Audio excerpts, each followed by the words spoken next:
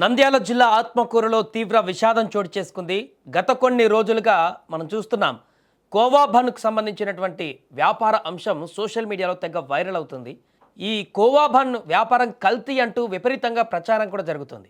దీంతో కోవా బన్ వ్యాపారంలో నష్టాలు రావడంతో తీవ్ర మానసిక ఒత్తిడికి లోనైనటువంటి ఒక కోవా బన్ వ్యాపారి భాష గుండెపోటుతో ఆయన మృతి చెందినట్టుగా కుటుంబ సభ్యులు తెలిపారు.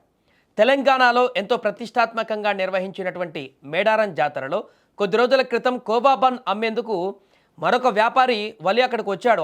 అయితే అక్కడే ఉన్నటువంటి కొందరు కోవా బన్ వ్యాపారం కల్తీ అంటూ సోషల్ మీడియాలో ప్రచారం చేశారు.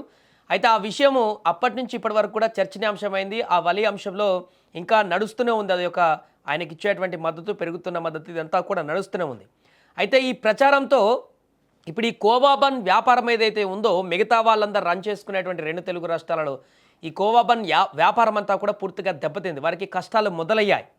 ఈ నేపథ్యంలోనే నంద్యాల జిల్లా ఆత్మకూరులో కోవా బన్ వ్యాపారం చేస్తున్నటువంటి భాష అనేటువంటి ఒక వ్యక్తి, ఆయనకు గత కొన్ని రోజుల నుంచి సేల్స్ లేకపోవడం, తీవ్రమైనటువంటి నష్టాలు రావడంతో పెరిగిన అప్పులు, వ్యాపారం ముందుకు సాగకపోవడంతో తీవ్రమైనటువంటి మనోవేదనకు గురై గుండెపోటుతో మృతి చెందాడు.